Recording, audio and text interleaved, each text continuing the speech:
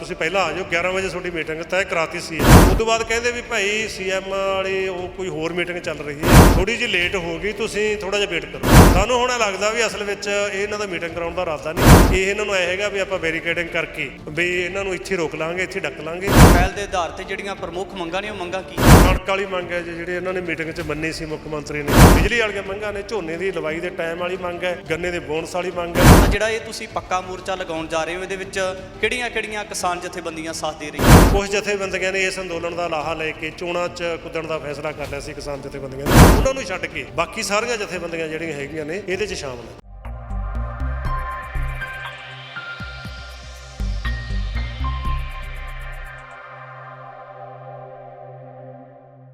ਕਿਸਾਨਾਂ ਦੀਆਂ ਅਧੂਰੀਆਂ ਮੰਗਾਂ ਨੂੰ ਲੈ ਕੇ ਚੰਡੀਗੜ੍ਹ ਦੇ ਵਿੱਚ ਪੱਕਾ ਮੋਰਚਾ ਨੂੰ ਲੈ ਕੇ ਕਿਸਾਨ ਜਥੇਬੰਦੀਆਂ ਦੇ ਵੱਲੋਂ ਪ੍ਰੋਗਰਾਮ ਦਿੱਤਾ ਗਿਆ ਹੈ। ਗੁਰਦੁਆਰਾ ਆਮ ਸਾਹਿਬ ਮੋਹਾਲੀ ਦੇ ਵਿੱਚ ਕਿਸਾਨ ਜਥੇਬੰਦੀਆਂ ਨੇ ਇਕੱਠ ਕੀਤਾ। ਸਾਡੇ ਨਾਲ ਕਿਸਾਨ ਆਗੂ ਸਰਦਾਰ ਸਰਜੀਤ ਸਿੰਘ ਫੂਲ ਨੇ, ਉਹਨਾਂ ਦੇ ਨਾਲ ਗੱਲਬਾਤ ਕਰਦੇ ਹਾਂ। ਫੂਲ ਸਾਹਿਬ, ਅੱਜ ਦਾ ਪ੍ਰੋਗਰਾਮ ਕੀ ਰਹਿਣ ਵਾਲਾ ਹੈ? ਦੇਖੋ ਜੀ, ਅੱਜ ਦਾ ਸਾਡਾ ਪ੍ਰੋਗਰਾਮ ਪਿਛਲੇ 30 ਤਰੀਕ ਤੋਂ ਅੱਜ 17 ਹੋ ਗਈ, 17 ਦਿਨਾਂ ਦਾ ਲਿਖਿਆ ਹੋਇਆ ਬਈ 2 ਮੀਟਿੰਗਾਂ ਸਰਕਾਰ ਨੇ ਕਰ ਲਈਆਂ, ਕੋਈ ਉਹਦੇ ਵਿੱਚੋਂ ਕੱਖ ਨਹੀਂ ਨਿਬੜਿਆ। ਤੇ ਹੁਣ ਸਾਡੇ ਸਾਹਮਣੇ ਦਿੱਲੀ ਦੀ ਤਰਜ਼ ਤੇ ਪੱਕਾ ਮੋਰਚਾ ਲਾਉਣ ਤੋਂ ਸਿਵਾਏ ਹੋਰ ਕੋਈ ਰਾਹ ਨਹੀਂ। ਅਸੀਂ 30 ਤਰੀਕ ਦੀ ਮੀਟਿੰਗ ਕਰਕੇ ਜਥੇਬੰਦੀਆਂ ਦੀ 23 ਜਥੇਬੰਦੀਆਂ ਦੀ ਅੱਜ ਦੀ 17 ਤਰੀਕ ਦਾ ਅਸੀਂ ਪੱਕੇ ਮੋਰਚੇ ਦਾ ਐਲਾਨ ਕਰਤਾ ਸੀਗਾ। ਉਹਦੀ ਤਿਆਰੀ ਚੱਲ ਰਹੀ ਸੀ। ਸਰਕਾਰ ਨੇ ਕੋਈ ਇਹ 15 ਦਿਨਾਂ ਦੇ ਵਿੱਚ ਕੋਈ ਗੱਲਬਾਤ ਨਹੀਂ, ਕੋਈ ਸੁਨੇਹਾ ਨਹੀਂ। ਪਰ ਕੱਲ੍ਹ ਜਦੋਂ ਇਹਨਾਂ ਨੇ ਟਰਾਲੀਆਂ ਦੀਆਂ ਆਉਂਦੀਆਂ ਵੇਖੀਆਂ, ਕਿਉਂਕਿ ਜਿਹੜੀਆਂ ਦੂਰ ਦੀਆਂ ਟਰਾਲੀਆਂ ਜ਼ਿਲ੍ਹਿਆਂ ਵਾਲੀਆਂ ਉਹ ਕੱਲ੍ਹ ਹੀ ਤੁਰ ਪਈਆਂ ਸੀਗੀਆਂ, ਉਹਨਾਂ ਦੀ ਤਿਆਰੀ ਵੇਖੀ, ਉੱਤੇ ਮੰਜੇ ਵੇਖੇ, ਬਿਸਤਰੇ ਦੇਖੇ, ਪੱਖੇ ਦੇਖੇ। ਉਹਨੇ ਵੀ ਫਿਰ ਇਹਨਾਂ ਨੇ ਆਥਣੇ ਜਿਹੜਾ ਡਾਇਰੈਕਟਰ ਐਗਰੀਕਲਚਰ ਹੈ ਤੇ ਇੱਧਰ ਮੋਹਾਲੀ ਦਾ ਜਿਹੜਾ ਐਸਐਸਪੀ ਹੈ, ਉਹਨਾਂ ਨੇ ਕਿਹਾ ਵੀ ਅਸੀਂ ਤੁਹਾਡੀ ਮੀਟਿੰਗ ਕਰਾ ਦਿੰਦੇ ਹਾਂ ਤੇ ਤੁਸੀਂ ਇਹ ਪ੍ਰੋਗਰਾਮ ਮੁਲਤਵੀ ਕਰ ਦਿਓ। ਅਸੀਂ ਆਖਿਆ ਮੀਟਿੰਗ ਕਰਾਓ ਨਾ ਕਰਾਓ, ਇਹ ਜਿਹੜਾ ਸਾਡਾ 17 ਤਰੀਕ ਵਾਲਾ ਪੱਕੇ ਮੋਰਚੇ ਵਾਲਾ ਪ੍ਰੋਗਰਾਮ ਵੀ ਮੁਲਤਵੀ ਨਹੀਂ ਹੋਊਗਾ। ਸੀਐਮ ਦੇ ਨਾਲ ਅੱਜ ਵੀ ਕਨਸੂਸ ਸੀ ਕਿ ਮੀਟਿੰਗ ਹੈ। ਸਵੇਰੇ ਕੀ ਹੋਇਆ, ਸਵੇਰੇ ਉਹ ਕਹਿੰਦੇ ਵੀ 11 ਵਜੇ ਠੀਕ ਹੈ, ਫਿਰ ਸਾਨੂੰ ਉਹਨਾਂ ਨੇ ਕਹਿਤਾ ਵੀ 11 ਵਜੇ ਤੁਸੀਂ ਪਹਿਲਾਂ ਆ ਜਾਓ, 11 ਵਜੇ ਤੁਹਾਡੀ ਮੀਟਿੰਗ ਤੈਅ ਕਰਾਤੀ ਸੀਐਮ ਨਾਲ। ਅੱਜ ਸਵੇਰੇ ਉਹਨਾਂ ਨੇ ਜਦੋਂ ਇੱਥੋਂ ਉਹਨਾਂ ਦੀ ਗੱਡੀ ਵੀ ਭੇਜਤੀ ਵੀ, ਉਸ ਤੋਂ ਬਾਅਦ ਕਹਿੰਦੇ ਵੀ ਭਾਈ ਸੀਐਮ ਵਾਲੀ ਉਹ ਕੋਈ ਹੋਰ ਮੀਟਿੰਗ ਚੱਲ ਰਹੀ ਹੈ, ਥੋੜੀ ਜਿਹੀ ਲੇਟ ਹੋ ਗਈ, ਤੁਸੀਂ ਥੋੜਾ ਜਿਹਾ ਵੇਟ ਕਰੋ। ਇੱਥੋਂ ਅਸੀਂ ਤੁਰ ਪਏ ਸੀਗੇ। ਚੱਲ ਜਦੋਂ ਵੇਟ ਕਰਨ ਵਾਲੀ ਕਹਿੰਦੇ ਅਸੀਂ ਵੇਟ ਕਰ ਲਾਂਗੇ, ਸਾਨੂੰ ਤਾਂ ਅਸੀਂ 10-20 ਮਿੰਟ ਦੀ ਵੇਟ ਹੋਊਗੀ, ਪਰ ਹੁਣ ਉਹ ਲਗਭਗ ਹੋ ਗਿਆ 1.5 ਘੰਟਾ। ਸਾਨੂੰ ਹੁਣ ਲੱਗਦਾ ਵੀ ਅਸਲ ਵਿੱਚ ਇਹ ਇਹਨਾਂ ਦਾ ਮੀਟਿੰਗ ਕਰਾਉਣ ਦਾ ਇਰਾਦਾ ਨਹੀਂ, ਇਹ ਇਹਨਾਂ ਨੂੰ ਇਹ ਹੈਗਾ ਵੀ ਆਪਾਂ ਬੈਰੀਕੇਡਿੰਗ ਕਰਕੇ ਵੀ ਇਹਨਾਂ ਨੂੰ ਇੱਥੇ ਰੋਕ ਲਾਂਗੇ, ਇੱਥੇ ਡੱਕ ਲਾਂਗੇ। ਤੇ ਹੁਣ ਅਸੀਂ ਆ ਮੀਟਿੰਗ ਕਰਕੇ ਕਰ ਲਿਆ ਵੀ ਆਪਾਂ ਨੂੰ, ਕਿਉਂਕਿ ਹਜੇ ਜਿਹੜੀਆਂ ਦੂਰ ਤੜਕੇ ਤੁਰ ਗਏ ਨੇ ਟਰਾਲੀਆਂ, ਉਹ ਹੁਣ ਆ ਰਹੀਆਂ, ਕੋਈ 20 ਕਿਲੋਮੀਟਰ ਤੇ ਆ ਰਹੀ ਹੈ, ਕੋਈ 30 ਤੇ ਆ ਰਹੀ ਹੈ, ਕੋਈ ਸਾਨੂੰ ਲੱਗਦਾ ਵੀ 1 ਵਜੇ ਤੱਕ ਸਾਰੀਆਂ ਟਰਾਲੀਆਂ ਆਉਣਗੀਆਂ। ਉਦੋਂ ਤੱਕ ਅਸੀਂ ਉਹਨਾਂ ਨੂੰ ਵੇਟ ਕਰਾਂਗੇ। ਇੱਥੇ ਅਸੀਂ ਸਾਊਂਡ ਲਾ ਕੇ ਆਰਜੀ ਤੌਰ ਤੇ ਸਾਰੀ ਜਨਤਾ ਨੂੰ ਐਡਰੈਸ ਕਰਾਂਗੇ ਤੇ ਉਸ ਤੋਂ ਬਾਅਦ ਜਦੋਂ ਸਾਰੀਆਂ ਟਰਾਲੀਆਂ ਆ ਗਈਆਂ ਫਿਰ ਅਸੀਂ ਉੱਧਰ ਨੂੰ ਮਾਰਚ ਕਰਾਂਗੇ। ਜਿੱਥੇ ਵੀ ਸਾਨੂੰ ਰੋਕਿਆ ਉੱਥੇ ਵੀ ਸਾਡਾ ਪੱਕਾ ਮੋਰਚਾ ਹੋਊਗਾ ਜੀ। ਫੂਲ ਸਾਹਿਬ, ਕਿਹੜੀਆਂ ਮੰਗਾਂ ਅਧੂਰੀਆਂ ਲੱਗਦੀਆਂ ਨੇ ਕਿ ਜਿਹੜੀਆਂ ਅਜੇ ਤੱਕ ਪੂਰੀਆਂ ਨਹੀਂ ਹੋਣੀਆਂ ਚਾਹੀਦੀਆਂ? ਪਹਿਲ ਦੇ ਆਧਾਰ ਤੇ ਜਿਹੜੀਆਂ ਪ੍ਰਮੁੱਖ ਮੰਗਾਂ ਨੇ ਉਹ ਮੰਗਾਂ ਕੀ ਨੇ? ਕਣਕ ਵਾਲੀ ਮੰਗ ਹੈ ਜੀ, ਜਿਹੜੇ ਇਹਨਾਂ ਨੇ ਮੀਟਿੰਗ 'ਚ ਮੰਨੀ ਸੀ ਮੁੱਖ ਮੰਤਰੀ ਨੇ, ਵੀ ਜਿਹੜਾ ਨੁਕਸਾਨ ਥੋੜ੍ਹਾ ਨਹੀਂ, ਘੱਟੋ ਘੱਟ 15 ਮਾਣਾ ਦਾ 1 ਏਕੜ ਮਗਰ ਨੁਕਸਾਨ ਹੈਗਾ, ਤੇ ਉਹਦੀ ਵੀ ਅਸੀਂ ਭਰਪਾਈ ਕਰਾਂਗੇ। ਸਭ ਤੋਂ ਮੇਨ, ਕਿਉਂਕਿ ਕਿਸਾਨਾਂ ਦਾ ਜਿਹੜੇ ਛੋਟੇ ਕਿਸਾਨ ਠੇਕੇ ਠੁਕੇ ਤੇ ਲੈਂਦੇ ਆ, ਉਹਨਾਂ ਨੇ ਆਹੀ 15 ਮਣ ਦਾ ਜੇ ਨੁਕਸਾਨ ਹੋ ਗਿਆ ਕਿੱਲੇ ਮਗਰ, ਤਾਂ ਸਮਝ ਲਓ ਉਹੀ ਉਹਨਾਂ ਨੂੰ ਬਚਣਾ ਹੁੰਦਾ ਹੈ। ਉਸੇ ਨਾਲ ਹੀ ਉਹਨਾਂ ਨੇ ਕਿਸ਼ਤਾਂ ਭਰਨੀਆਂ ਹੁੰਦੀਆਂ, ਉਹਨਾਂ ਦੀਆਂ ਜਿਹੜੀਆਂ ਲਿਮਟਾਂ ਦੀ ਘੁਮਾਉਣਾ ਹੁੰਦਾ, ਘੁਮਾਈਆਂ ਨਹੀਂ ਜਾ ਰਹੀਆਂ। ਘੁਮਾਉਣ ਦਾ ਮਤਲਬ ਵੀ ਭਰ ਕੇ ਦੁਬਾਰੇ ਫਿਰ ਕਢਾ ਲੈਂਦੇ ਨੇ, ਵੀ ਇੱਕ ਵਾਰੀ ਭਰਨ ਦੀ ਖਾਤਰ ਵੀ ਉਹਨਾਂ ਕੋਲੇ ਪੂਰੇ ਪੈਸੇ ਹੀ ਨਹੀਂ ਹੁੰਦੇ ਲਿਮਟ ਜੋਗਰੇ ਵੀ। ਸੋ ਇਸ ਕਰਕੇ ਕਹਿੰਦੇ ਸੀ ਅਸੀਂ ਦੇਵਾਂਗੇ, ਕੁਛ ਨਹੀਂ ਦਿੱਤਾ। ਉਹ ਮੰਗ ਹੈ ਪਹਿਲੀ ਤਾਂ ਬਿਜਲੀ ਵਾਲੀਆਂ ਮੰਗਾਂ ਨੇ, ਝੋਨੇ ਦੀ ਲਵਾਈ ਦੇ ਟਾਈਮ ਵਾਲੀ ਮੰਗ ਹੈ, ਗੰਨੇ ਦੇ ਬੋਨਸ ਵਾਲੀ ਮੰਗ ਹੈ, ਜਿਹੜੀਆਂ ਆਹ ਪ੍ਰੀਪੇਡ ਮੀਟਰ ਲਾ ਰਹੇ ਹੈ ਬਿਜਲੀ ਕੰਪਨੀਆਂ ਦੇ ਪੱਖ ਦੇ ਵਿੱਚ, ਇਹ ਜਿਹੜੀਆਂ ਮੀਟਰਾਂ ਨੂੰ ਜਿਹੜਾ ਪ੍ਰੀਪੇਡ ਮੀਟਰ ਸਿਸਟਮ ਕਰ ਰਹੇ ਉਹ ਹੈ ਭਾਖੜਾ ਬਿਆਸ ਮੈਨੇਜਮੈਂਟ ਬੋਰਡ ਵਾਲੀ। ਇਹ ਮੇਨ ਮੰਗਾਂ ਹੈਗੀਆਂ ਨੇ ਅੰਦੋਲਨ 'ਚ। ਇਹਨਾਂ 'ਚ ਜਿੰਨਾ ਚਿਰ ਇਹਨਾਂ ਦਾ ਕੋਈ ਐਂ ਨਹੀਂ ਵੀ ਇਹ 6 ਮਹੀਨੇ ਦੇ ਪਾਉਣ ਵਾਲੀਆਂ ਹੈਗੀਆਂ ਨੇ। ਹੁਣ ਜੇ ਭਾਖੜਾ ਬਿਆਸ ਮੈਨੇਜਮੈਂਟ ਬੋਰਡ ਵਾਲਾ ਫੈਸਲਾ ਜਿਹਦੇ 'ਚੋਂ ਪੰਜਾਬ ਨੂੰ ਬਾਹਰ ਕੱਢਤਾ, ਬਿਜਲੀ 'ਚੋਂ ਵੀ ਪਾਣੀ 'ਚੋਂ ਵੀ, ਪੰਜਾਬ ਸਰਕਾਰ ਚੁੱਪ ਕਿਉਂ ਹੈ? ਚੱਲ ਭਾਵੇਂ ਸੈਂਟਰ ਨੇ ਕੀਤਾ, ਮਤਾ ਤਾਂ ਪਾਈ ਸਕਦੀ ਹੈ, ਅਸੀਂ ਆਪਣੇ ਇਜਲਾਸ ਸੱਦ ਕੇ ਉਹਦੇ ਵਿੱਚ ਫੈਸਲੇ ਨੂੰ ਉਲਟਾਉਣ ਦੀ ਖਾਤਰ ਮਤਾ ਪਾ ਸਕਦੀ ਹੈ, ਸਰਕਾਰ ਨੂੰ ਵਾਰਨਿੰਗ ਦੇ ਸਕਦੇ ਸਾਰਾ ਪੰਜਾਬ ਅਸੀਂ ਪੰਜਾਬ ਦੇ ਲੋਕਾਂ ਦੇ ਨਾਲ ਆ, ਤੁਹਾਡਾ ਗਲਤ ਹੈ। ਵੀ ਇਹਨਾਂ ਗੱਲਾਂ 'ਤੇ ਕੀ ਟਾਈਮ ਦੀ ਲੋੜ ਹੈਗੀ ਹੈ? ਇਸ ਕਰਕੇ ਅਸੀਂ ਇਹਨਾਂ ਨੂੰ ਫੌਰੀ ਤੌਰ 'ਤੇ ਜੇ ਇਹਨਾਂ ਦਾ ਐਲਾਨ ਕਰਵਾ ਕੇ ਉਦੋਂ ਬਿਨਾਂ ਅਸੀਂ ਨਹੀਂ ਜਾਵਾਂਗੇ ਇੱਥੋਂ, ਸਾਡਾ ਪੱਕਾ ਮੋਰਚਾ ਹੋਊਗਾ। ਕਿਸਾਨਾਂ ਨੂੰ ਕਟਹਿਰੇ ਦੇ ਵਿੱਚ ਖੜਾ ਕੀਤਾ ਜਾਂਦਾ ਹੈ ਝੋਨੇ ਦੀ ਫਸਲ ਨੂੰ ਲੈ ਕੇ, ਕਿਉਂਕਿ ਪਾਣੀ ਦੀ ਕਿਹਾ ਜਾਂਦਾ ਕਿ ਖਪਤ ਹੁੰਦੀ ਹੈ। ਤਾਂ ਸਰਕਾਰ ਦੇ ਵੱਲੋਂ 4 ਜ਼ੋਨਾਂ ਦੇ ਵਿੱਚ ਜਿਹੜਾ ਸੀ ਝੋਨੇ ਦੀ ਲਵਾਈ ਉਹ ਸ਼ੁਰੂ ਕਰਵਾ ਦਿੱਤੀ ਗਈ ਕਿ ਇਸ ਤਰੀਕੇ ਦੇ ਨਾਲ ਜ਼ੋਨ ਵੰਡ ਦਿੱਤੇ ਗਏ। ਤਾਂ ਕੱਲ ਕਿਰਤੀ ਕਿਸਾਨ ਯੂਨੀਅਨ ਨੇ ਤਰਕ ਦਿੱਤਾ ਕਿ ਝੋਨੇ ਦੀ ਫਸਲ ਲੱਗਣੀ ਨਹੀਂ ਚਾਹੀਦੀ, ਇਹਦੀ ਜਗ੍ਹਾ ਦੇ ਉੱਪਰ ਹੋਰ ਜਿਹੜੀਆਂ ਫਲਦਾਰ ਫਸਲਾਂ ਨੇ ਉਹ ਲਗਾਈਆਂ ਜਾਣੀਆਂ ਚਾਹੀਦੀਆਂ ਨੇ। ਤਾਂ ਤੁਸੀਂ ਕੀ ਸੋਚਦੇ ਹੋ ਕਿ ਕਿਸ ਤਰੀਕੇ ਦੇ ਨਾਲ ਪਾਣੀ ਦੀ ਖਪਤ ਨੂੰ ਬਚਾਇਆ ਜਾਣਾ ਚਾਹੀਦਾ? ਦੇਖੋ ਜੀ, ਆ ਜਿਹੜਾ 10 ਦਿਨ ਪਹਿਲਾਂ ਲਾ ਲਓ, 10 ਦਿਨ ਪਿੱਛੇ ਲਾ ਲਓ, ਇਹਦੇ ਨਾਲ ਕੋਈ ਝੋਨਾ ਜਿਹੜਾ ਪਾਣੀ ਦਾ ਲੈਵਲ ਥੱਲੇ ਜਾ ਰਿਹਾ, ਇਹਦੇ ਨਾਲ ਕੋਈ ਰੁਕਣ ਨਹੀਂ ਲੱਗਿਆ। ਕਿਉਂਕਿ ਜਿਹੜੀ ਇਹਨੇ ਵੈਰਾਈਟੀ ਨੇ 135 ਦਿਨ ਲੈਣੇ ਆ, ਉਹ ਜੇ 10 ਦਿਨ ਲੇਟ ਸ਼ੁਰੂ ਹੋਊਗੀ, ਹੁਣ 135 ਦਿਨਾਂ 'ਚ ਪੱਕਣਾ, ਉਹ ਮਗਰੋਂ ਉਹਨਾਂ ਦਾ ਲੇਟ ਪਾਣੀ ਬੰਦ ਹੋਊਗਾ। ਜਿਹੜੀ ਟਾਈਮ ਸਿਰ ਲੱਗ ਜੂਗੀ ਉਹਦਾ ਪਾਣੀ ਪਹਿਲਾਂ ਬੰਦ ਹੋ ਜਾਊਗਾ। ਟਾਈਮ ਤਾਂ ਉਹਨਾਂ ਦੇ ਪਾਣੀ ਤਾਂ ਉਹਨੇ ਲੈਣਾ, ਉਹਨੇ ਜਿੰਨੇ ਉਹਨੂੰ ਪੱਕਣ ਲਈ ਚਾਹੀਦਾ। ਸੋ ਅਸਲ ਵਿੱਚ ਜਿਹੜੇ ਦੂਜੇ ਤਾਂ ਉਹਦਾ ਹੈਗਾ ਵੀ ਤਾਂ ਰਕਬਾ ਘਟੇ, ਰਕਬਾ ਘਟਾਉਣ ਦੀ ਖਾਤਰ ਬਾਸਪਤੀ ਦਾ ਐਲਾਨ ਕਰੇ ਉਹ ਵੀ ਅਸੀਂ ਖਰੀਦਾਂਗੇ ਬਾਸਪਤੀ ਹੈਗੀ ਹੈ, ਨਾ ਲਾਉਣਗੇ ਉਹ ਨਾਲੇ ਲੇਟ ਲੱਗਦੀ ਹੈ, ਨਾ ਉਹਦੇ ਪਾਣੀ ਦੀ ਖਪਤ ਘੱਟ ਹੁੰਦੀ ਹੈ। ਮੂੰਗੀ ਤੇ ਮੱਕੀ ਦੀ ਕਹਿਣ ਵੀ ਅਸੀਂ ਖਰੀਦਾਂਗੇ MSP ਤੇ, ਆਪੇ ਲੋਕ ਤਾਂ ਛੱਡਣਾ ਚਾਹੁੰਦੇ ਝੋਨੇ ਨੂੰ, ਇਹ ਉਹ ਤਾਂ ਫਸਿਆ ਹੋਇਆ ਝੋਨਾ ਬੀਜਦੇ ਆ।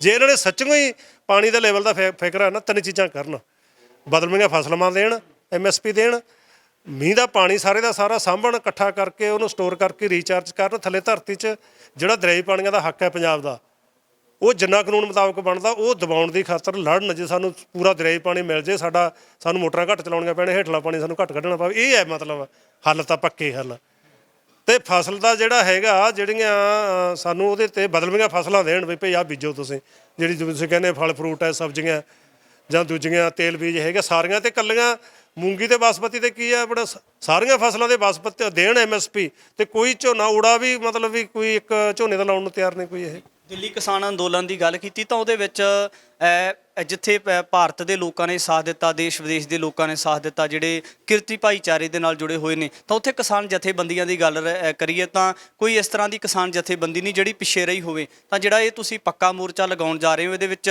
ਕਿਹੜੀਆਂ ਕਿਸਾਨ ਜਥੇਬੰਦੀਆਂ ਸਾਥ ਦੇ ਰਹੀਆਂ ਨੇ? ਇਹਦੇ ਵਿੱਚ ਜੀ ਜਿਹੜੀਆਂ ਸੰਯੁਕਤ ਕਿਸਾਨ ਮੋਰਚਾ ਦਿੱਲੀ ਦੇ ਨਾਲ ਖੜੀਆਂ ਨੇ ਜਿਹੜੀਆਂ, ਕਿਉਂਕਿ ਸਾਨੂੰ ਪਤਾ ਹੋਣਾ ਵੀ 15 ਜਨਵਰੀ ਨੂੰ 2022 ਨੂੰ ਕੁਝ ਜਥੇਬੰਦੀਆਂ ਨੇ ਇਸ ਅੰਦੋਲਨ ਦਾ ਲਾਹਾ ਲੈ ਕੇ ਚੋਣਾਂ 'ਚ ਕੁੱਦਣ ਦਾ ਫੈਸਲਾ ਕਰ ਲਿਆ ਸੀ ਕਿਸਾਨ ਜਥੇਬੰਦੀਆਂ ਨੇ, ਜਿਹਨੂੰ ਸੰਯੁਕਤ ਕਿਸਾਨ ਮੋਰਚੇ ਨੇ ਉਹਨੂੰ ਰੱਦ ਕੀਤਾ ਸੀਗਾ ਵੀ ਇਹ ਸਾਡਾ ਰਾਹ ਹੈ ਨਹੀਂ, ਪੋਲੀਟੀਕਲ ਪਾਰਟੀਆਂ ਦਾ ਰਾਹ ਹੈਗਾ। ਕਿਸਾਨ ਜਥੇਬੰਦੀਆਂ ਜਿਹੜੀਆਂ ਜਾਣਗੀਆਂ ਇਹਦੇ ਵਿੱਚ, ਉਹ ਸੰਯੁਕਤ ਮੋਰਚੇ ਦਾ ਪਾਰਟ ਨਹੀਂ ਰਹਿਣਗੀਆਂ। ਉਹ ਜਥੇਬੰਦੀਆਂ, ਇਹਦੇ ਕਹਿਣ ਦਾ ਭਾਵ ਜੇ ਉਹਨਾਂ ਦਾ 4 ਮਹੀਨਿਆਂ ਦਾ ਉਹਨਾਂ ਦਾ ਟਾਈਮ ਸੀਗਾ, ਹਜੇ ਉਹਨਾਂ ਦਾ ਫੈਸਲਾ ਨਹੀਂ ਹੋਇਆ ਵਾਪਸ ਹਜੇ ਸੰਯੁਕਤ ਮੋਰਚੇ ਜਾਣ ਵਾਲਾ, ਉਹਨਾਂ ਨੂੰ ਛੱਡ ਕੇ ਬਾਕੀ ਸਾਰੀਆਂ ਜਥੇਬੰਦੀਆਂ ਜਿਹੜੀਆਂ ਹੈਗੀਆਂ ਨੇ ਉਹ ਇਸ ਅੰਦੋਲਨ ਦੇ ਵਿੱਚ 23 ਜਥੇਬੰਦੀਆਂ ਦੇ ਲਗਭਗ ਹੈ ਜਿਹੜਾ ਇਹ ਮੋਰਚਾ ਹੈਗਾ ਇੱਥੋਂ ਮੁਹਾਲੀ ਵਾਲਾ, ਚੰਡੀਗੜ੍ਹ ਵਾਲਾ, ਇਹਦੇ 'ਚ ਸ਼ਾਮਲ ਹੈ। ਉਹਨਾਂ ਨੂੰ ਜਿਨ੍ਹਾਂ ਤੇ ਚੋਣਾਂ ਕਰਕੇ ਜਿਨ੍ਹਾਂ ਤੇ ਇੱਕ ਵਾਰੀ ਸੰਬੰਧ ਤੋੜਿਆ ਸੀਗਾ ਸੰਯੁਕਤ ਕਿਸਾਨ ਮੋਰਚੇ ਨਾਲੋਂ, ਉਹਨਾਂ ਜਥੇਬੰਦੀਆਂ ਨੂੰ ਛੱਡ ਕੇ। ਫੂਲ ਸਾਹਿਬ, ਇੱਕ ਵੱਡਾ ਅਖੀਰ ਦੇ ਵਿੱਚ ਸਵਾਲ ਹੈ ਕਿ ਕਿਸਾਨਾਂ ਦੇ ਵੱਲੋਂ ਜ਼ਮੀਨ ਨੂੰ ਲੈ ਕੇ ਜਾਂ ਜਿਹੜੇ ਕਿਸਾਨਾਂ ਦੀਆਂ ਹਿੱਤੀ ਮੰਗਾਂ ਨੇ ਫਸਲਾਂ ਨੂੰ ਲੈ ਕੇ, ਉਹਨਾਂ ਦੇ ਉੱਪਰ ਮੋਰਚੇ ਲਾਏ ਜਾਂਦੇ ਨੇ, ਸੰਘਰਸ਼ ਕੀਤੇ ਜਾਂਦੇ ਨੇ, ਸਰਕਾਰਾਂ ਦੇ ਨੁਮਾਇੰਦਿਆਂ ਦੇ ਨਾਲ ਗੱਲਬਾਤ ਕੀਤੀ ਜਾਂਦੀ ਹੈ। ਲੁਧਿਆਣਾ ਦੇ ਵਿੱਚ ਸਤਲੁਜ ਦਾ ਪਾਣੀ ਜਾਂਦਾ ਹੈ, ਤਾਂ ਉਹਦੇ ਵਿੱਚ ਜਿਹੜੀਆਂ ਉੱਥੋਂ ਦੀਆਂ ਫੈਕਟਰੀਆਂ ਨੇ ਉਹਨਾਂ ਦੇ ਵੱਲੋਂ ਕੈਮੀਕਲ ਪਾ ਕੇ ਉਸ ਪਾਣੀ ਨੂੰ ਇੱਕ ਤਰ੍ਹਾਂ ਦੇ ਨਾਲ ਜ਼ਹਿਰੀਲਾ ਕੀਤਾ ਜਾਂਦਾ ਹੈ, ਕਿ ਉਹ ਵੀ ਮੰਗ ਰੱਖੋਗੇ ਤੁਸੀਂ? ਬਿਲਕੁਲ, ਅਸੀਂ ਕਹਿੰਦੇ ਹਾਂ ਨਾ ਵੀ ਜਿਹੜਾ ਕਹਿੰਦੇ ਗੰਧਲਾ ਹੋ ਗਿਆ ਸਾਰਾ ਕੁਛ, ਪਾਣੀ ਗੰਧਲਾ ਹੋ ਗਿਆ, ਹਵਾ ਗੰਧਲੀ ਹੋ ਗਈ, ਮਿੱਟੀ ਜ਼ਹਿਰੀਲੀ ਹੋ ਗਈ, ਇਹ ਸਾਰੇ ਦਾ ਸਾਰਾ ਜਿਵੇਂ ਨੂੰ ਐਂ ਵੀ ਝੋਨੇ ਕਰਕੇ ਹੋ ਗਈ।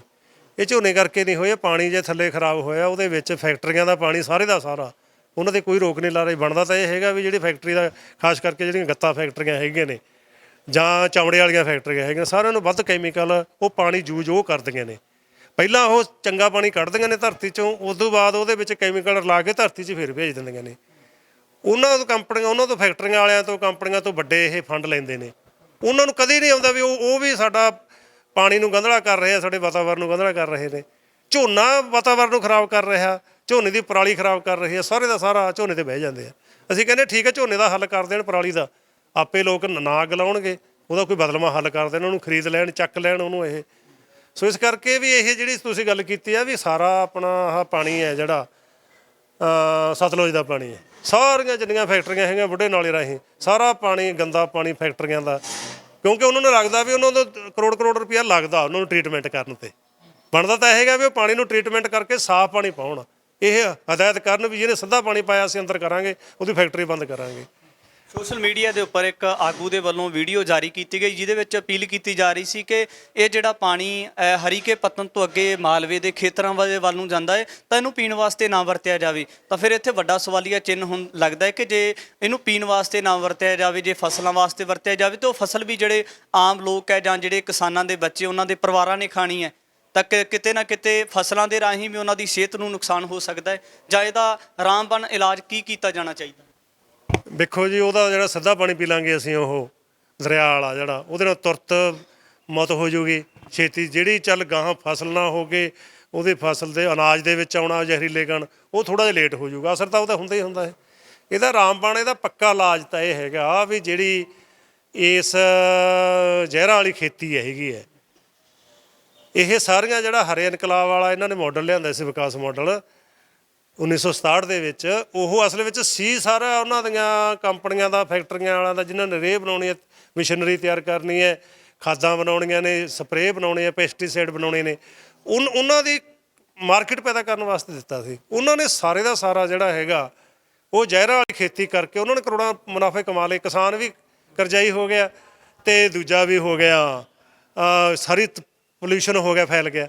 ਇਹਦਾ ਤਾਂ ਫਿਰ ਇਹਦਾ ਵੈਗੇਰ ਲਾਓ ਉਹਨੂੰ, ਇਹ ਵੀ ਜਿਹੜਾ ਉਹ ਵਿਕਾਸ ਮਾਡਲ ਹੈਗਾ ਕੰਪਨੀਆਂ ਦੀ ਖਾਤਰ, ਜਿਹੜਾ ਜ਼ਹਿਰਾਂ ਵਾਲਾ ਵਿਕਾਸ ਮਾਡਲ ਹੈ, ਉਹਦੀ ਥਾਂ ਤੇ ਉਹਨੂੰ ਬਦਲ ਕੇ ਜਿਹੜਾ ਮਤਲਬ ਪ੍ਰਕਿਰਤੀ ਪੱਖੀ ਹੈਗਾ, ਕੁਦਰਤ ਨੂੰ ਪੱਖੀ ਹੈਗਾ, ਕਿਸਾਨ ਪੱਖੀ ਹੈਗਾ, ਉਹ ਵਿਕਾਸ ਮਾਡਲ ਆਵੇ। ਉਹ ਵਿਕਾਸ ਮਾਡਲ ਸਾਰਾ ਬਦਲਿਆ ਜਾਵੇ। ਉਹੋ ਜਿਹੀਆਂ ਫਸਲਾਂ ਲਿਆਂਦੀਆਂ ਜਾਣ, ਨਵੀਆਂ ਫਸਲਾਂ ਚੱਕੀਆਂ ਜਾਣ, ਬਜਾਈਆਂ ਜਾਣ, ਜਿਨ੍ਹਾਂ ਨੂੰ ਘੱਟ ਪਾਣੀ ਦੀ ਲੋੜ ਹੈਗੀ ਹੈ, ਬਿਨਾਂ ਜ਼ਹਿਰਾਂ ਤੋਂ ਹੋ ਸਕਦੀਆਂ ਨੇ। ਸੋ ਇਸ ਕਰਕੇ ਉਹ ਤਾਂ ਜਿਹੜੇ ਵਿਕਾਸ ਮਾਡਲ ਨਾਲ ਇਹ ਸਾਰਾ ਚੀਜ਼ ਆਇਆ, ਉਹ ਵਿਕਾਸ ਮਾਡਲ ਨੂੰ ਬਦਲਣਾ ਪਊਗਾ। ਉਹਦੀ ਥਾਂ ਤੇ ਨਵਾਂ ਵਿਕਾਸ ਮਾਡਲ, ਕਿਸਾਨ ਪੱਖੀ, ਲੋਕ ਪੱਖੀ ਮਾਡਲ ਲਿਆਉਣਾ ਪਊਗਾ। ਫੂਲ ਸਾਹਿਬ, ਹੁਣ ਕਿਸਾਨ ਜਥੇਬੰਦੀਆਂ ਦੀ ਆਪਸੀ ਮੀਟਿੰਗ ਹੋਈ ਹੈ, ਕੀ ਗੁਰਮਤਾ ਕੀ ਕੀਤਾ ਗਿਆ ਹੈ, ਕਿਸ ਤਰ੍ਹਾਂ ਦੇ ਜਿਹੜੇ ਵਿਚਾਰ ਦਿੱਤੇ ਗਏ ਨੇ ਕਿ ਹੁਣ ਪੱਕਾ ਮੋਰਚਾ ਲਾਉਣਾ ਚਾਹੀਦਾ ਹੈ ਜਾਂ ਫਿਰ ਕੁਝ ਸਮੇਂ ਬਾਅਦ ਸ਼ੁਰੂ ਕਰਨਾ ਚਾਹੀਦਾ? ਕੀ ਗੱਲਬਾਤ ਹੋਈ ਹੁਣ ਤੁਹਾਡੀ? ਜਿਹੜੀ ਮੀਟਿੰਗ ਹੋਈ ਹੈ ਸਾਡੀ, ਉਹਦੇ 'ਚ ਕੀਤਾ ਵੀ ਇਹਨਾਂ ਦੇ ਕੁੱਤੇ ਝਾਕ ਛੱਡੋ ਇਹਨਾਂ ਦੀ, ਵੀ ਹੁਣ ਜੀ ਥੋੜ੍ਹਾ ਜਿਹਾ ਹੋਰ ਠਹਿਰ ਜਾਓ, ਥੋੜ੍ਹਾ ਜਿਹਾ ਹੋਰ ਠਹਿਰ ਜਾਓ, ਵੀ ਰਹਿਣ ਦਿਓ ਯਾਰ, ਸਾਨੂੰ ਲੋੜ ਨਹੀਂ ਕੋਈ। ਜਦੋਂ ਤੁਹਾਡਾ ਵਿਹਲੇ ਹੋ ਗਏ ਨਾ, ਅਸੀਂ ਆਪ ਤਾਂ ਜਾਂਦੇ ਹਾਂ ਜਨਤਾ ਦੇ ਕੋਲੇ, ਜਨਤਾ ਨੂੰ ਅਸੀਂ ਐਡਰੈਸ ਕਰਦੇ ਹਾਂ, ਉਹਨਾਂ ਨੂੰ ਦੱਸਦੇ ਹਾਂ ਆਪਣੀ ਅਗਲੀ ਰੂਪ ਰੇਖਾ, ਪਿਛਲਿਆਂ ਨੂੰ ਉਡੀਕਦੇ ਹਾਂ। ਜਦੋਂ ਆ ਗਏ ਅਸੀਂ ਤੁਰਾਂਗੇ, ਅਸੀਂ ਬੈਠਾਂਗੇ ਇੱਥੇ, ਮੋਰਚਾ ਪੱਕਾ ਸ਼ੁਰੂ ਕਰਾਂਗੇ। ਸਰਕਾਰ ਜਦੋਂ ਵੀ ਵਿਹਲੀ ਹੋਊਗੀ, ਕੱਲ੍ਹ ਨੂੰ ਵਿਹਲੀ ਹੁੰਦੀ ਹੈ, ਪਰਸੋਂ ਵੇਲੇ, ਹਫ਼ਤੇ ਨੂੰ ਵਿਹਲੀ ਹੁੰਦੀ ਹੈ, ਉਦੋਂ ਗੱਲ ਕਰ ਲਈ, ਸਾਨੂੰ ਕੋਈ ਲੋੜ ਨਹੀਂ ਗੱਲਬਾਤ। ਅੱਜ ਦੀ ਕੋਈ ਤਿਆਰੀ ਨਹੀਂ ਪੱਕੇ ਮੋਰਚੇ ਦੀ? ਅੱਜ ਦੀ ਤਿਆਰੀ ਹੈ ਜੀ, ਸਾਰੀਆਂ ਟਰਾਲੀਆਂ ਆ ਰਹੀਆਂ ਨੇ। ਜਦੋਂ ਸਾਰੀਆਂ ਟਰਾਲੀਆਂ ਆ ਗਈਆਂ, ਉਦੋਂ ਬਾਅਦ ਉੱਧਰ ਨੂੰ ਵਧਿਆ ਜਾਊਗਾ ਸੈਕਟਰੀਏਟ ਵੱਲ ਨੂੰ। ਜਿੱਥੇ ਉਹਨਾਂ ਨੇ ਬੈਰੀਕੇਡਿੰਗ ਕੀਤੀ, ਉੱਥੇ ਜਿਹੜਾ ਹੈਗਾ ਦਰੀਆਂ ਵਿਛਾ ਕੇ, ਉੱਥੇ ਸਮਝ ਲਓ ਵੀ ਸੜਕ ਦੇ ਉੱਤੇ ਉਹ ਸੜਕ ਰੁਕ ਜੂਗੀ, ਪੱਕਾ ਮੋਰਚਾ ਸ਼ੁਰੂ ਹੋ ਜਾਊਗਾ ਜੀ। ਕਿਸਾਨ ਆਗੂ ਸਰਦਾਰ ਸੁਰਜੀਤ ਸਿੰਘ ਫੂਲ ਦੇ ਨਾਲ ਗੱਲਬਾਤ ਕੀਤੀ ਹੈ ਕਿ ਜਿਹੜੀਆਂ ਕਿਸਾਨਾਂ ਦੀ ਅਧੂਰੀਆਂ ਮੰਗਾਂ ਨੇ, ਜਿਨ੍ਹਾਂ ਦੇ ਨਾਲ ਕਿਰਤੀ ਭਾਈਚਾਰੇ ਨੂੰ ਬਹੁਤ ਵੱਡਾ ਨੁਕਸਾਨ ਹੋ ਰਿਹਾ, ਤਾਂ ਉਹਨਾਂ ਮੰਗਾਂ ਨੂੰ ਲੈ ਕੇ ਸਰਕਾਰ ਦੇ ਅੱਗੇ ਸਭ ਤੋਂ ਪਹਿਲਾਂ ਅਪੀਲ ਕੀਤੀ ਗਈ ਸੀ। ਤਾਂ ਕਿਤੇ ਨਾ ਕਿਤੇ ਜਿਹੜੀ ਸਰਕਾਰ ਹੈ ਉਹ ਇਹਨਾਂ ਮਸਲਿਆਂ ਤੋਂ ਜਿਹੜਾ ਹੈ ਕਿਤੇ ਨਾ ਕਿਤੇ ਖਿਸਕਦੀ ਨਜ਼ਰ ਆ ਰਹੀ ਹੈ। ਤਾਂ ਹੁਣ ਕਿਸਾਨ ਆਗੂਆਂ ਦੇ ਵੱਲੋਂ ਦਾਅਵਾ ਕੀਤਾ ਗਿਆ ਹੈ ਕਿ ਚੰਡੀਗੜ੍ਹ ਦੇ ਵਿੱਚ ਪੱਕਾ ਮੋਰਚਾ ਲਗਾਇਆ ਜਾਵੇਗਾ, ਜਿਸ ਨੂੰ ਵੱਡੇ ਪੱਧਰ ਦੇ ਉੱਪਰ ਭਖਾ ਕੇ ਪਿੰਡਾਂ ਦੇ ਵਿੱਚ ਵੀ ਪ੍ਰਚਾਰ ਕਰਕੇ ਲੋਕਾਂ ਨੂੰ ਨਾਲ ਜੋੜ ਕੇ ਦਿੱਲੀ ਦੇ ਮੋਰਚੇ ਦੇ ਵਾਂਗ ਇਸ ਤਰੀਕੇ ਦੀ ਰੂਪਰੇਖਾ ਦਿੱਤੀ ਜਾਵੇਗੀ। ਆਉਣ ਵਾਲੇ ਸਮੇਂ ਦੇ ਵਿੱਚ ਪਲ ਪਲ ਦੀ ਅਪਡੇਟ ਲੈ ਕੇ ਤੁਹਾਡੇ ਤੱਕ ਹਾਜ਼ਰ ਹੋਵਾਂਗੇ। ਧੰਨਵਾਦ।